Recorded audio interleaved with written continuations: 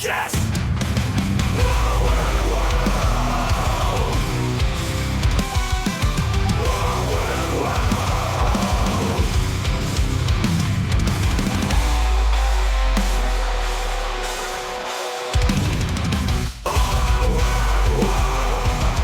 Welcome to Our Weird World. I am your host, John Henson, and today, it's going to be a fun story. It's going to be a big one, but a really crazy story. Kind of a mini cult, but it's also got to do with Mormons, so it's going to be super crazy already. Just because all of the Mormon cults, all of their offshoot stuff just is so insane. And we're going to get into this one, the story of Glenn Helzer and his Children of Thunder.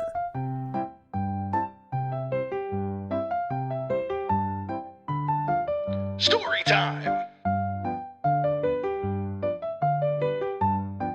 Story time.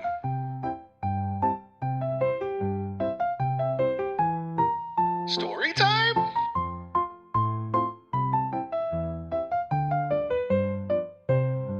Story time.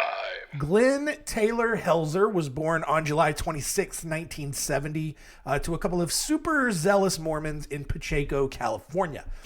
Glenn's mother, Karma, strongly believed that Glenn was God's literal gift to the world and that he was born to be a spiritual leader. And that is some self-esteem that I wish I could come close to possessing. To think that I'm so great and so blessed and so favored that my kid is just God's gift to the entire world.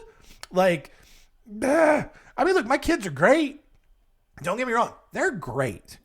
Are they God's gift to the entire world? Let's back it up a little bit. All right.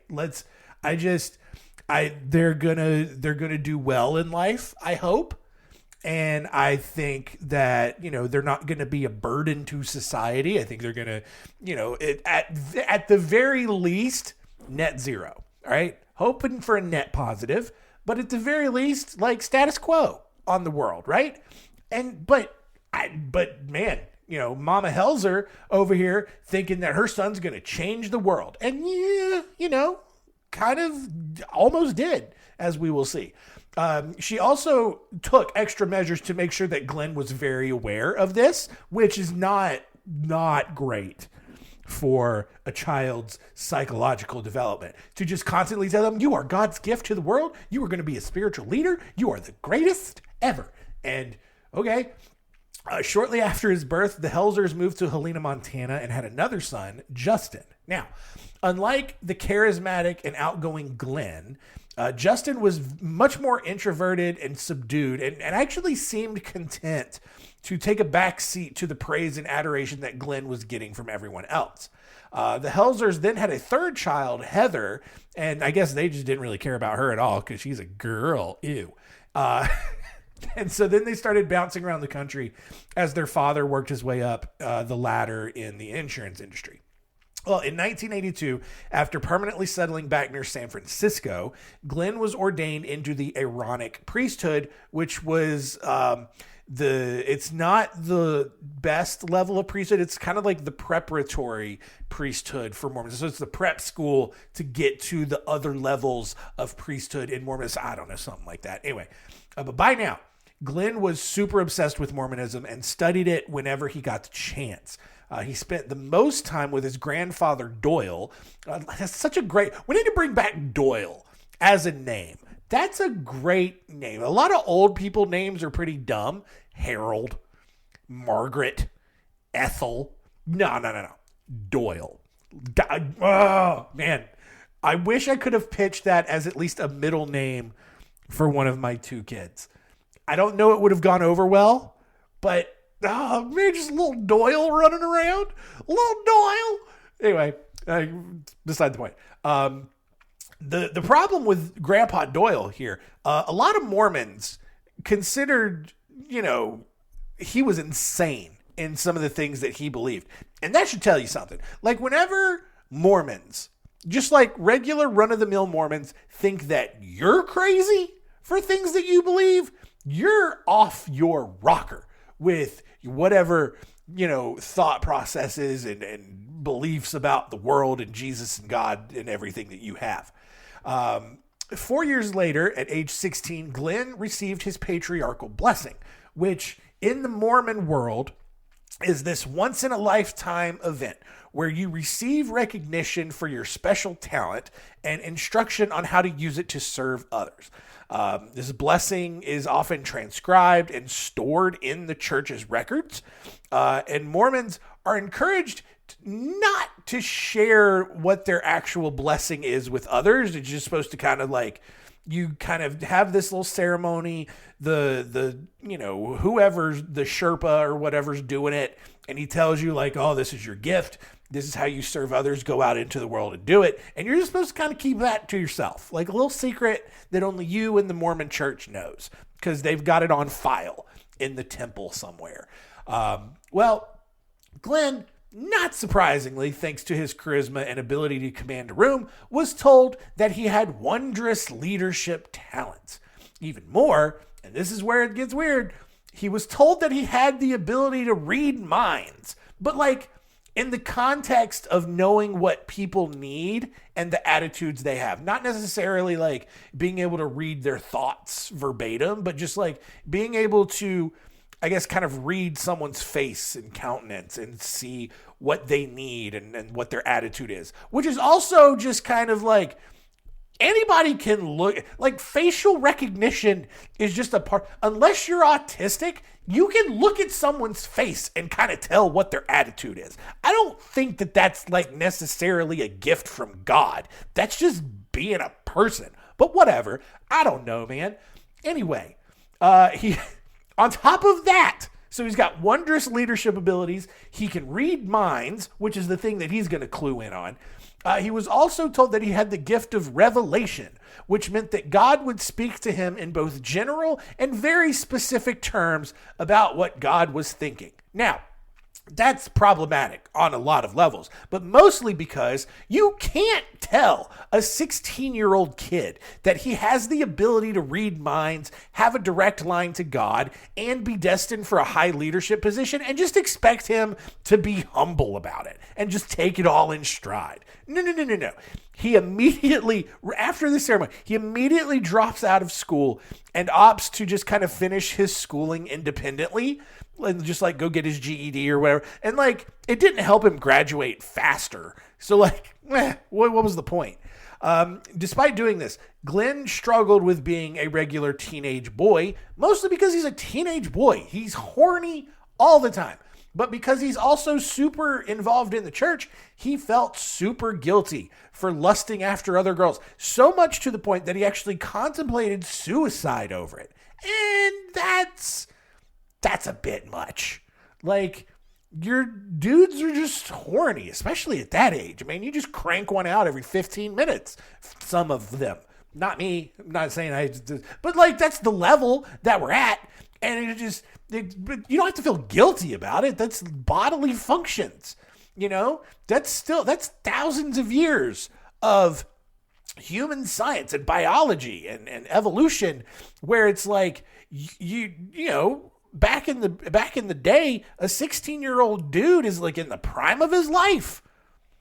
And he's going to probably die in the next 4 years, probably because of war and disease. So like, this is it. These are the prime years. And haven't figured that out yet biologically, that, you could probably extend that out another 10 years or so, but whatever. It's not, the point is, like, he was real sad about constantly being horny. And so to try to fix that, he joined the National Guard in 1988, I guess to just be around dudes all the time and see if that would fix his horniness. In the same year, he also joined several members of his family, including Crazy Grandpa Doyle, on a survival trip out in the wilderness. And because of that, probably because of Doyle, he he and the family came to believe that they were in the last days and needed to train for the inevitable collapse of modern technology that would send humanity back to the caveman days. And Glenn's all about this, right? Grandpa Doyle's over there like, they're coming for the computers and they're the credit cards and we're going to go back to the days of the caveman because we're not going to have televisions and radios and all that kind of stuff. It's going to be apocalyptic, but Jesus is not coming back because it's at the last days. And I don't know, man, but that's what I imagine he said. And Glenn's just like, yeah, Grandpa Doyle, that sounds right. And I have a direct line to God.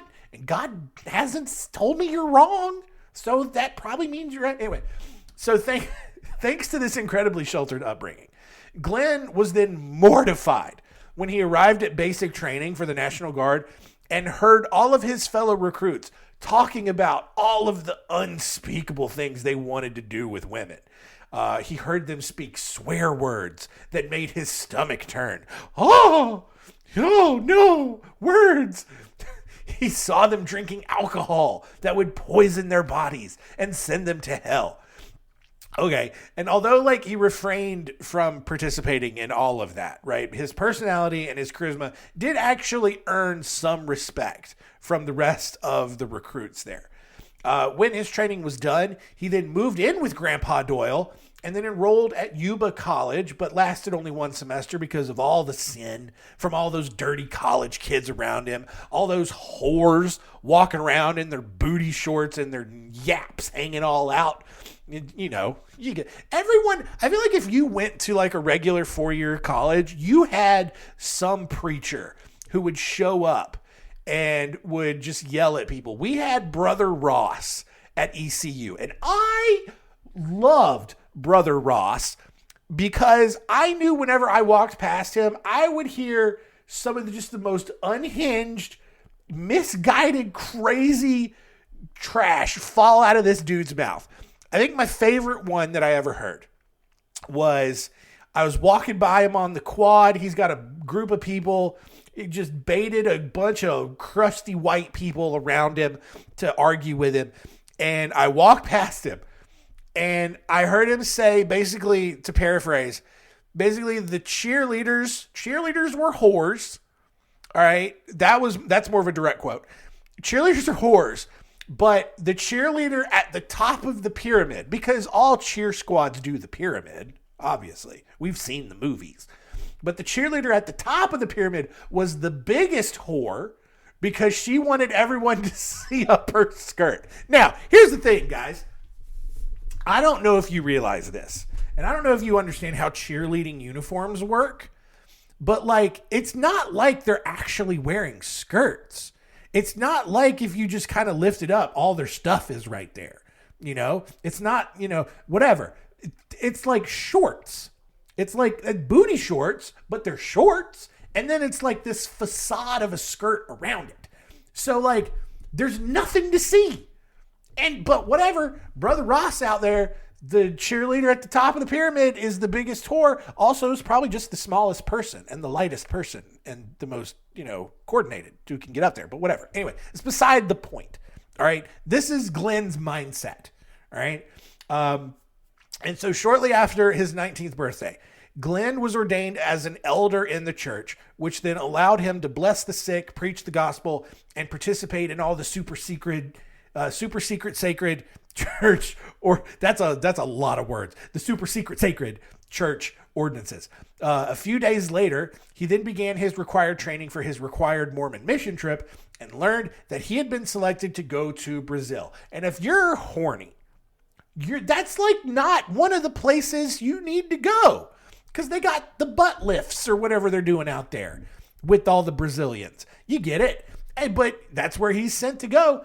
And so when he left for the trip a year later, his ego had become so inflated because everyone's telling him, "Oh, you're so great. Oh, you're the gift of the world. You're destined for greatness. You can talk to God. You can read minds."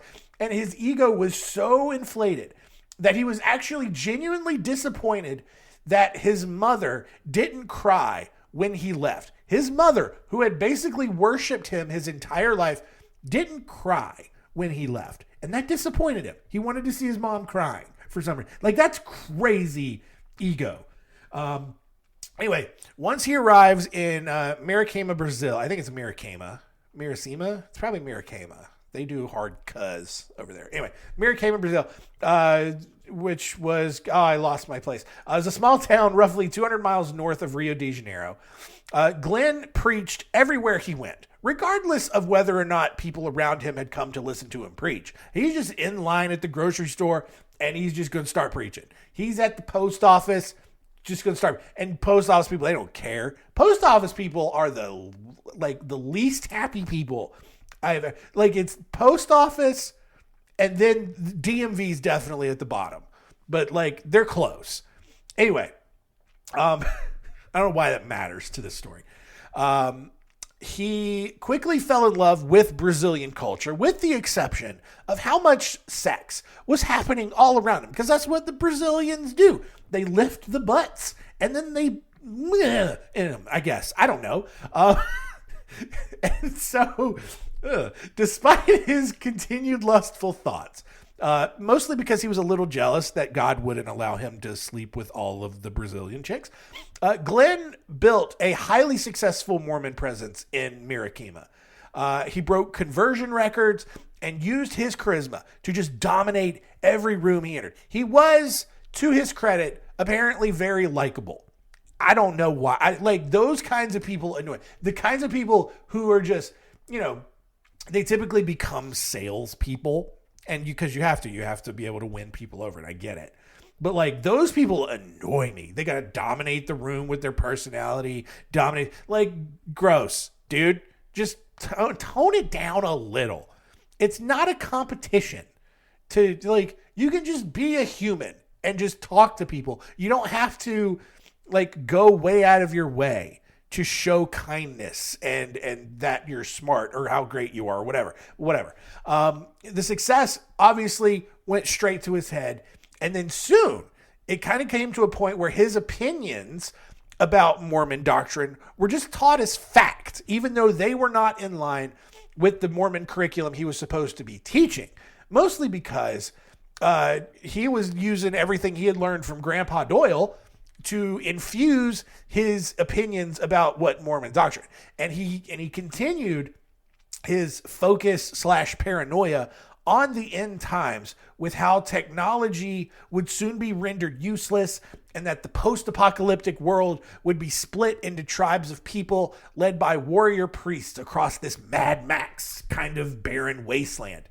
And so because of all of that, and because his special Mormon gift was a direct line to God, he just kind of assumed that he was right, because he just assumed that God was feeding him all of this information. And when the Mormon leadership kindly told Glenn that his ideas were not doctrinally sound, he would get frustrated with them and claimed that they weren't being good spiritual leaders. Guys, you're not listening to me. God is giving me this information. Remember how you told me that I had a direct line to God? And God would talk to me directly and indirectly about everything. Like, that's what's happening here. But now you're saying that that's not true. Like, come on, guys. What? Oh my goodness. Good gracious. Like, let's get our acts together. And so, anyway, Glenn returned to the States from Brazil in 1991. And he immediately started an intensive 4-day group awareness seminar that his mother recommended. At this training, participants were humiliated and degraded to basically be broken down and built back up. So, for example, people were forced to share their deepest secrets and then were made fun of by the trainers at this seminar. Others were just outright ridiculed for their physical appearance. It's very similar back last year when we did the Summer of Cults with Synanon and the game. Also, even the Elan School that we talked about even earlier in the year did something similar like this. And so very interesting, right? How Glenn Helzer, super big ego, goes to these seminars. And we're just like, well, gosh, fellas, I mean, I think that I can talk to God. And, one of my biggest issues, though, is, God, I really love Brazilian chicks. I just want to grab their butt cheeks and just all up in there. And then, the trainers would be like, oh, you're such a horny, gross dude. You little pervert. Gross. Kill yourself. Probably didn't tell him to kill himself, but like probably came close to saying stuff like that. And like through all of this, like by the end of each day, participants would just be crying, beating on the walls, collapsing on the floor, profusely vomiting into buckets, like a crazy mental torture. And Glenn and his younger sister Heather, who had attended the seminar with it, they left feeling fantastic. They were like, this is the greatest thing we've ever done. And they felt that all of their emotional walls had been torn down and they could just finally live a free life, whatever that means. Even more, the seminar gave Glenn the answers that he didn't know he needed. And he walked out of that seminar realizing that Mormonism was good, but not perfect. And that through that seminar, he had just figured out how to fill in all of the holes that the Mormon religion had. So the following year, he reconnected with an old high school friend named Anne, who was one of the girls that he used to lust over. And once she agreed to convert to Mormonism, the two got married and got to work on building a family. He probably brainwashed this poor woman into loving him, obviously convinced her to convert to a religion that she had no ties to begin with, but then got married, started, to have a family. He soon got a sales job with Anne's uncle, which then introduced him deeper into the secular world and afforded him enough free time to get super into watching television and catch up on everything he missed, because he was super sheltered growing up. They didn't watch TV or anything growing up. And he also got to catch up on all of the porn that he, and look, this is like the mid 90s. So, it's not like internet porn was a thing. So he was just like going out and finding all of these old Playboy magazines and whatever the other ones are. I'm going to just keep going. Like, I don't remember the names of, I actually don't. It was Hustler, Penthouse. I think those are the kind of the big ones that people always talk about. I don't know, man. I was never a magazine guy. Anyway. When Anne became understandably annoyed that all Glenn wanted to do every day was watch porn and have sex. Oh man, I don't know why that's so funny to me. Glenn, he's just like, oh babe, oh man, if he's not doing it, he's watching it. And that's a lot. Like, listen, I'm a guy, I like it just as much as the next dude. But it also gets to a point where it's just like, man, I just want to watch the game. I just want to eat a sandwich. I don't need to do all that or see all that. It's too much at some point. But not Glenn. Glenn is all about it. He is deep into it. He is balls deep, metaphorically and sometimes literally in it. But his wife was not. And I get it, probably. And so because of that, he became disenchanted with how repressive the Mormon church was, because the church was on Anne's side on this, where it's just like, yeah, do it to make babies, but that's it. Like, back off otherwise. And so he believed that God wanted his special little messenger, his wiener, to live an extraordinary life and drown in all of the sex it could handle. Because God, he can talk to God, and he thinks that that's what God told him. He couldn't believe that this was the life Joseph Smith wanted everyone to live. And he quickly became to believe somehow that even though he was mad at Joseph Smith, thinking that this is like, he was wrong about all of this, he also then came to believe that he was the true heir to Smith and who was destined to lead the Mormons to greatness. That's what it always comes back to. I'm the rightful heir to the Mormon church. I am the true successor to Joseph Smith. I am the true leader of the Mormons. No one is. And somehow eventually convinced Glenn to go to therapy, who was probably very shocked to hear about Glenn's master plan to go back to Brazil and gather a pool of about 80 to 100 women who only wanted to have sex with him on a daily basis. And again, the ego on this guy to think that he could actually do this and make this happen. And here's the thing, he wouldn't stop there. He wouldn't stop at his harem of 100 women. He, from there, was going to narrow the pool down to 35 women. And then after thoroughly vetting their sexual abilities, he would offer a 2-year contract to them. Like he's the GM of some kind of sports team. It's just like, he's got a tryout, right? He says, open tryouts for bouncing on my wiener. And he's going to have 100. And then he's just going to like, all right. You know, he's just going to look at them all naked. Just be like, no, it's a little too chunky. Butt's not big enough. No boobs at all. What are you, a wall? Oh, God, boobs are too big. How does that even work? Your back must be hurting. All right, I'm going to eliminate all of you. Now I have 35 women. I'm going to have sex with all 35 of you. And the ones I like the most, you're getting a contract. God, it's so stupid.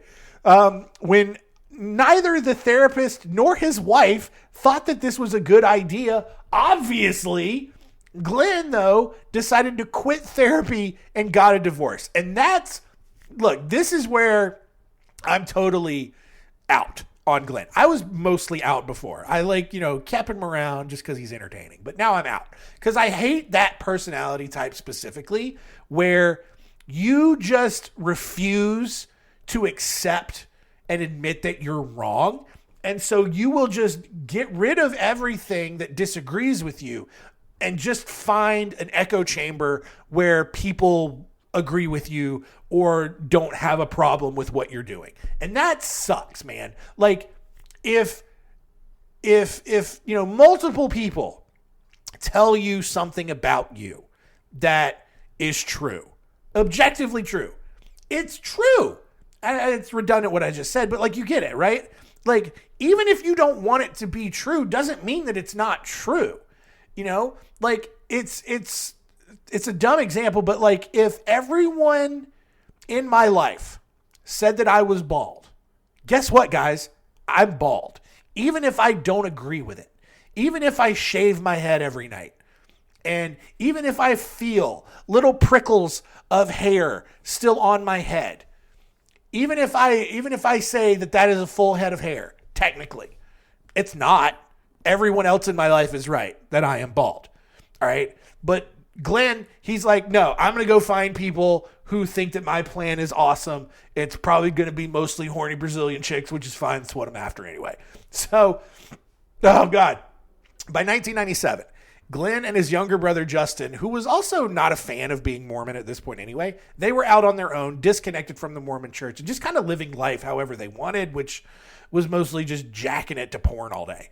Although Glenn was making good money as a successful financial advisor, he didn't really want to work for his money. And so instead, he recruited his cousin Chi, who was living on disability thanks to a schizophrenic personality disorder, and learned everything he could to try to scam the government. So he's basically like, Chi, I know you're faking it, bro. What are you doing? What did you do to get on disability from the government? And Chi's just like, yeah, man, all the voices in my head were just telling me probably not to work. And Glenn's like, great. I already have voices in my head. The voices in my head are God.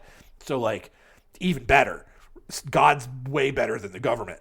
Although he was no longer affiliated with the Mormon church at this point, Glenn still believed that the world was going to end and needed a place to escape so that he could work on his master plan for saving the world and banging Brazilian chicks. However, because the United States government was actively holding him back with all of their taxes and living expenses, rude, Glenn decided to start an escort service in order to save up enough money to then start his own nation state so he could live without the restraints of a government holding him back. What's even more shocking, maybe, is that Glenn's mother divorced his father so that she could devote all of her time to helping Glenn start this new escort business. And that's weird, all right? Listen, if I know that my wife loves our kids, I don't think, at least right now, that she loves them enough to divorce me to essentially worship them and help. If Finn, I'd be great. If Finn came home one day, he's like, Dad, I want to be a pimp and I want to get some hoes and just, that's how I want to make my living. And then if my wife was like, Finn, yes, that is the greatest idea ever. Honey, I'm serving you divorce papers. I'm going to go help Finn find some hoes to be a pimp for. Like, that is such an insane thing to think that actually happened, but it did. By 1998, Glenn was now super into ecstasy and meth, of course, and had recruited future Playboy model Carrie Furman for his escort business, which obviously never went anywhere, because why would it? When the Mormon church found out about all of this, they officially excommunicated him, which didn't bother Glenn at all. He had excommunicated himself years before. And instead, he continued actually attending these group awareness sessions where he would just get ridiculed and go down and then be like, yeah, this is great. That's whatever, dude. And he would also kept doing ecstasy and meth, which is not a great combination. Later that year, Glenn quit his job, and not because I know what ecstasy and meth. I just know that anything and meth is bad. Anything involving meth is a bad combination. Anyway. Later that year in 1998, Glenn quit his job as a financial advisor and got on disability, even though he had no actual disability other than being a dickhead. All of the time spent with his disabled cousin had helped, and Glenn had actually convinced enough doctors that he was bipolar and unable to work. And honestly, I don't know, the bipolar thing, it might actually be true. The problem, though, was that Glenn was required to take lithium as part of his treatment in order to receive the disability payments, which did not mix very well with all of the meth that he was consuming. So, after a few months on this lithium meth cocktail, Glenn was informed that he was actually fit to return to work, and in response, Glenn actually went to a local hospital, faked a mental breakdown, which was enough it worked enough to get his treatment extended for another 6 months.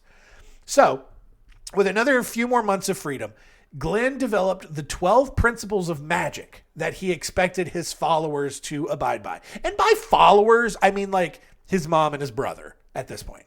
But his 12 principles of magic were: I am already perfect and therefore can do no wrong. Nope. There is no such thing as right and wrong. Okay. I am all powerful and therefore the creator of and accountable for everything that occurs in my life. I'm okay with that one. Life is always right. I embrace all of my results. I also like that one. That one's pretty good too. All of my results I have created to learn from at some level. Sure.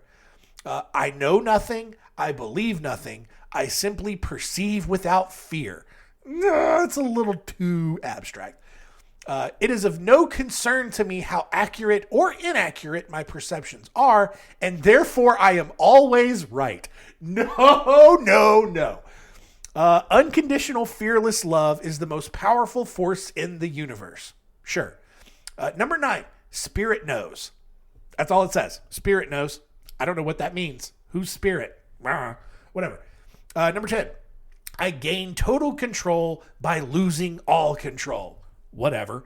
11, life is such a precious gift. And when I give back to life, immediately life gives more back to me. And therefore I am forever in its debt. What goes around comes around. Yeah, whatever. And then the final one, there is a higher power than mine, and that is my Savior, Jesus Christ, the Son of my Father. Which is weird that he puts that there after thinking he's like so great at everything, but whatever. Aside from it having absolutely nothing to do with magic, Glenn also didn't have any followers outside of his mother, brother, Carrie Furman, that future Playboy model, who could abide by these rules. He also continued to develop a plan, this time to kidnap Brazilian orphans to assassinate Mormon leaders so that he could use his new group, Transform America, to take over the Mormon church. And that is a methed out idea if I've ever heard one. Not just go assassinate the Mormon leaders yourself, but to go to Brazil, of all places. Don't just go down to Mexico and get their orphans. It's got to be Brazilian orphans. Bring them back, train them on how to be assassins, and then go send them to assassinate Mormon leaders. Oh, God. Anyway, the problem with all of this plan, he needed $20 million to make it happen. So, to raise money for his group, or company, whatever, Transform America, Glenn began selling ecstasy at raves. He even found his first real follower, a meth addict named Don Goodman. Soon, Glenn and his brother Justin began preaching in parking lots and actually attracting crowds, mostly because they were probably saying some pretty insane things and not because people actually thought that they were helpful. While some people were on board, Carrie eventually couldn't take the constant beratement and humiliation from the group awareness tactics that Glenn had now implemented into his cult, and she left, probably to just go join Playboy. With Carrie gone now, Glenn began calling his followers the Children of Thunder and chose Dawn Goodman as his new right-hand woman to groom to do whatever. By 2000, Glenn was convinced that people needed to die in order for his plan to succeed. So to help in any way she could, Dawn got super into witchcraft and began learning rituals, protections, and recipes for love potions. She also recruited her teacher, Deborah, to join the cult, and soon the group was smoking meth together inside Justin's apartment and talking about how to take Transform America to the next level. Yeah! I don't know how you do meth, but whatever. Just, yeah! Okay, all right, how can we take Transform America to the next level? All right, we got to assassinate Mormon leaders, but also, like, people got to die. How do we get them to die? Do we shoot them? No. Do we stab them? No. Dawn. Ideas. Okay, here's the thing. I got some books from Wicca. I can study witchcraft. I can make potions, and I can do rituals, and I can cast spells on people that make them die. Great idea. Great idea, Dawn. That's why you're my right-hand woman. Anyway, just like crazy stuff like that. On July 30th, 2000, the Children of Thunder met in Justin's apartment to declare war on Satan and put Glenn's latest meth-inspired plan into action. So, what they would do was Glenn got Deborah to go to a movie theater to purchase 4 tickets for the new X-Men movie that was out to give them an alibi for whatever they were about to do. Meanwhile, Dawn went to an adult store and purchased 99 leg irons, which, how does a store carry that many? And also, how does a store let you buy that many? It seems really suspicious. She then went to the liquor store to get cigars, Merlot, and a bottle of Chateau Saint Michel wine. I don't know why that specific brand, but whatever. With all their gear in hand, Glenn and Justin went to Bob White's house. White was a client at the financial company that Glenn had worked for, which meant that Glenn knew how much money White had and could, part with to help them, transform America, get their $20 million to go get the Brazilian orphans, all that stuff, right? So, dressed in dark suits, Glenn and Taylor rang the doorbell, or Glenn and Justin rang the doorbell and planned to present Bob with the wine. There's just one problem with this plan. Bob was not home. And so, thinking quickly, Glenn then drove his followers to Ivan and Annette Steinman's house, who were 2 other former clients of Glenn's and who were in their 80s. So after a little bit of small talk, Glenn pulled out his gun and took them to their minivan, forcing them to drive back to Justin's apartment. After smoking some more meth to help them figure out what to do next, because meth is the idea drug. Everyone stayed up all night, having the Steinmans inform various family members that they were just going to suddenly go away, which isn't suspicious at all. The next morning, Dawn then impersonated Annette Steinman and called their financial advisor's office to liquidate their portfolio. After giving the Steinmans Rohypnol, Glenn forced Ivan to write a check for $33,000 to Selena Bishop, who was this new cult member that they had gotten to open a separate bank account a month prior to deposit any funds that they received. He then tried to get Annette to write a check for $67,000, which was kind of hard to do because she was unconscious because of the Rohypnol. After blowing meth in her face and shaking her awake, this 80-some-year-old woman, Glenn got her to write the check and got the money.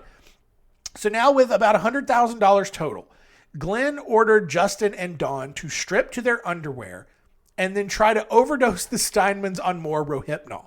And when that didn't work, they then tried to smother these old people with a plastic sheet. And somehow that didn't work. And so then Glenn just bashed Annette's head against the floor several times. And Justin took Ivan's head and started bashing it on the floor. Somehow, rather than killing them both, I don't know if they just weren't hitting them hard enough or what, but the head bashing just woke the Steinmans up from being knocked unconscious with the drugs. And then they started wrestling. And these two adults, prime adults, are having trouble killing these 80-year-old, old, frail people. And so finally, in a fit of rage, Glenn tossed Annette over the side of the bathtub, grabbed Justin's hunting knife, and slit her throat. And guess what? That still didn't kill this woman. And so now Glenn's running out of meth ideas. So he then holds Annette's head up so that the blood from her neck would actually run back down her throat and drown her, which is a crazy way to kill somebody. But it worked. While all of this was going on, Justin continued to struggle with Ivan. And then eventually Dawn came over to help and sat on Ivan's chest as he continued bashing his head on the floor. And at that point, Ivan had a heart attack and died. So now, finally, with the Steinmans dead, Glenn moved to kind of trying to figure out how to deposit the money.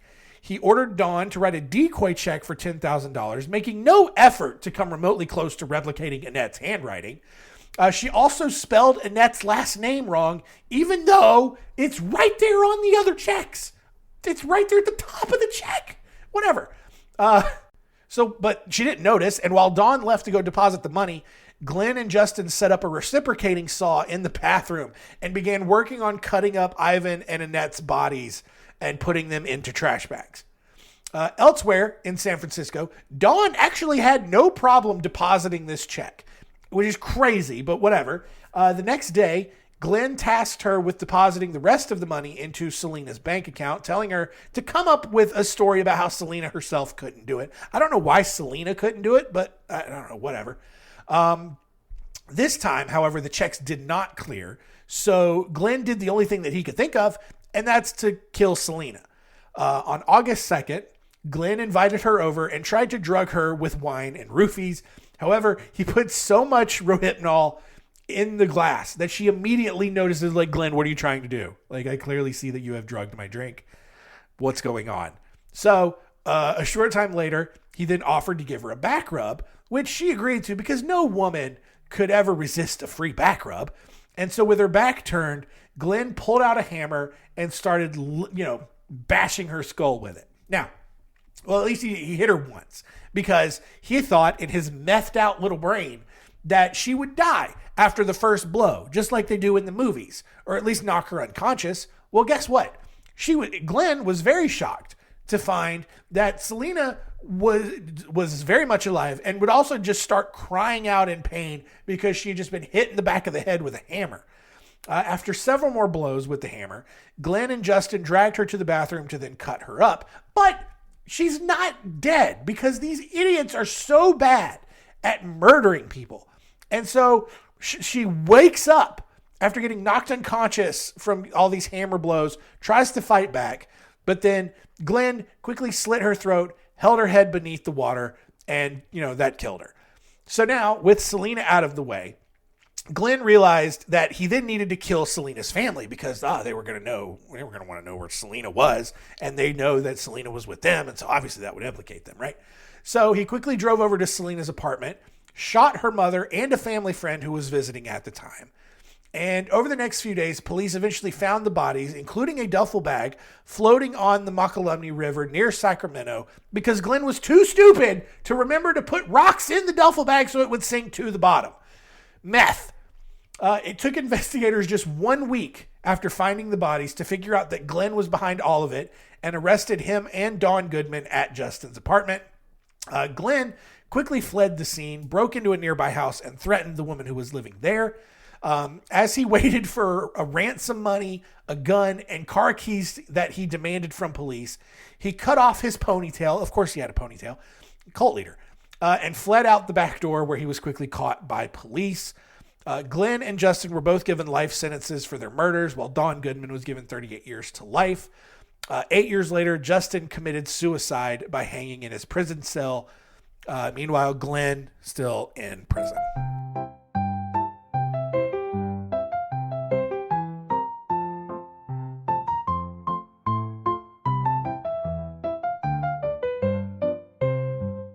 All All right. Glenn Helzer and the Children of Thunder.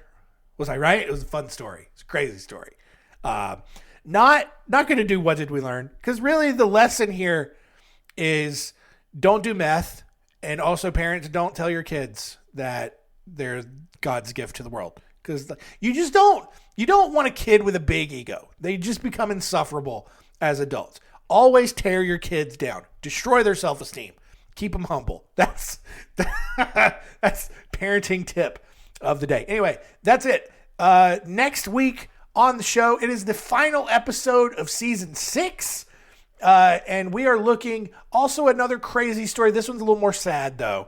Looking at the story of Colin Batley, who also had kind of a little cult of his own out in Wales. And we're going to see what kind of awful things he did. And he did some awful things. So yeah, come back for that. Thank you so much for continuing to listen. Keep telling all your friends and keep it weird.